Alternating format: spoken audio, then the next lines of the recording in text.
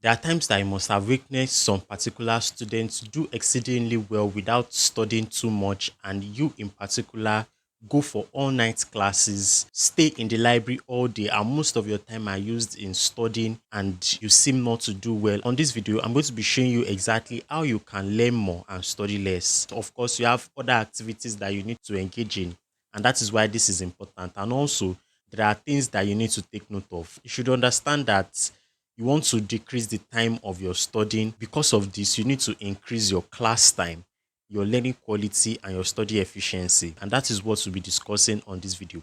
And I want you to pay attention as I go on. So quickly, I'd like to share with you a personal experience I had in university and the mistakes that I made. When I was in 200 level, there's this particular course I had to study and I had to prepare for. I study everything that I needed to study at that point, and I still really failed that course. Not that I failed, but then I had a C. And there are some of my colleagues that didn't do as much as I did, and they passed exceedingly. Not until I met them, I had conversations with them, and they actually revealed some things that I'll be sharing with you on today's video. So you won't make the same mistake that I made while I was in the university. One thing that I want you to understand is that you don't have to read everything you are given to study. A lecturer or a teacher or an instructor can give you a lot of materials. They can keep saying you have to read this, you have to read that. Okay, this will be this this is very important that you need to take notes. You have to download some particular material online. You have to do this, you have to do that. Although I'm not saying those things are not useful for your exam or for the course, for the particular course, but you should understand that as far as you need to assimilate those knowledge and know it as far as the course is concerned, your exam is also very important. And you should know that you have limited time to cover these things. So that is why it's important for you to focus on the most important things. And when it comes to materials that your lecturer or your instructor releases, we have this primary category and the secondary category. Primary category includes different sources and materials that you are asked to download online, or recommended textbooks that you need to study as far as that course is concerned.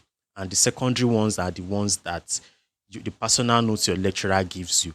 So it is very important and it is very crucial for you to look for how these two materials overlap, and you should critically look at the primary and the secondary and pay attention to the most important thing that you were given in that particular course. You should not be studying the primary material or the primary source, which is your recommended textbooks, all day or night, without taking into consideration the course outline and the specific things that you need to focus on as far as the course is concerned. You need to take that into consideration. And one thing I will advise you is that as much as your lecturer or your teacher or ask you to gets a some specific textbook for a particular course, it is very crucial and it's very essential for you to focus more on the secondary one, which is the personal notes your lecturer has given you, because those ones are condensed. It is quite short compared to the primary ones, that is the recommended source.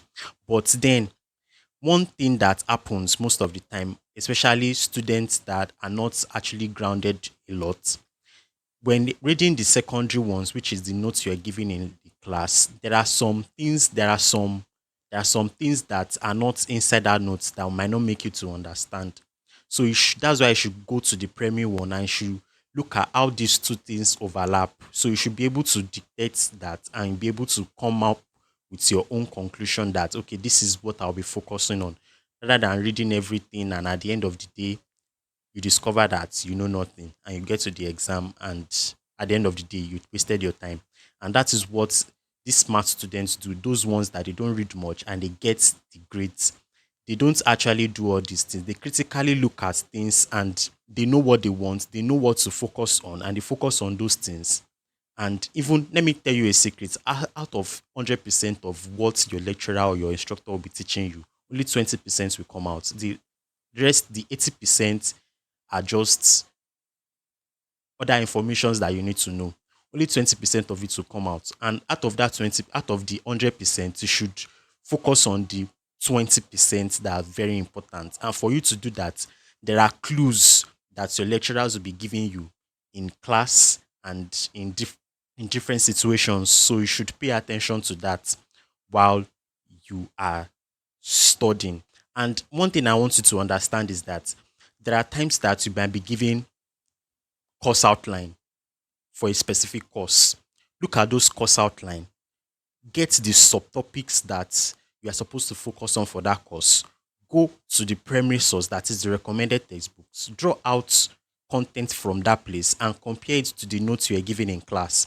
Look at how they relate to each other, connect the dots. And most of the time, the reason why these lecturers actually releases primary sources, that is recommended textbooks, in conjunction with their own personal textbook, is that they want you to actually expand your knowledge about that particular thing, but you should not waste too much time on it. And there are ones that you need to neglect. When I was in 300 level, there's this lecturer that gives a lot of material, give you to read, like in a course they can say, it can give us personal ones. They can say, okay, go online and download this particular thing that was released in so. Download this, to the extent that we are so confused and we didn't actually know what to study specifically. We are very confused because download this, download that, download this, download that. The material was so much that we don't even know what to do.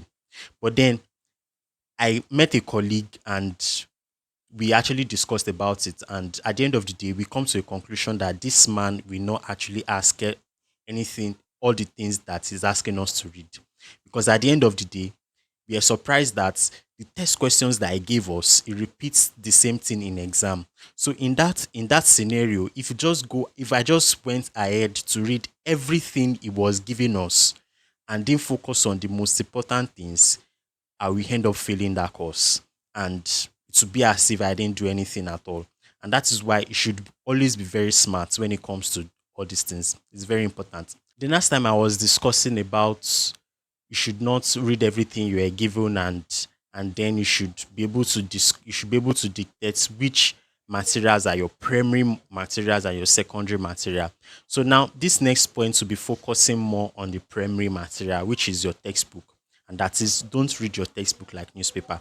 You know, when you buy a newspaper and you are just reading it like a storybook, you are not engaging with what you are reading. This can be a disaster and you end up wasting your time. And after reading everything, you discover that you wasted your time. So, one thing I want you to do is that while you are reading, you should be able to make a difference between when studying actively and when you are studying passively. Passive learning is when you just go through the material just like that, without reflecting on what you are reading, without asking yourself questions, without connecting the dots. But when you are reading actively, you are reflecting on what you are reading, you are asking yourself questions, you are getting feedback, you know whether you knew it or not, and you should critically read it, not that you are just reading it. Critically read it and pay full attention. Now, when it comes to that particular textbook, like I said, look at your course outline. Look at your course outline. Look at the notes your lecturer has given you. Search that textbook on the specific things that it wants you to focus on. Focus on those things only and jot down.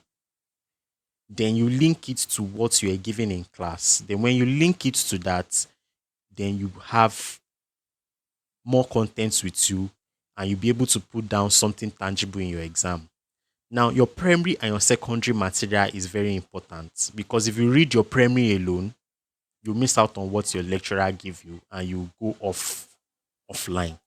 If you read your secondary alone, you won't be able to give out enough content and you won't be able to explain yourself well and you won't be able to satisfy the lecturer. So when it comes to reading, know when you are reading passively and when you are reading actively. And on this channel, I've actually dropped a bunch of tip on how you can actually do this. You can do this by teaching someone else what you learned. And you can do this by active recall. You can do this by connecting what you know before to what you don't know presently. If you do this, it will actually help you to know what to focus on and what not to focus on while you are studying. It is very important. And one thing I want you to do also is that you should study the textbook effectively.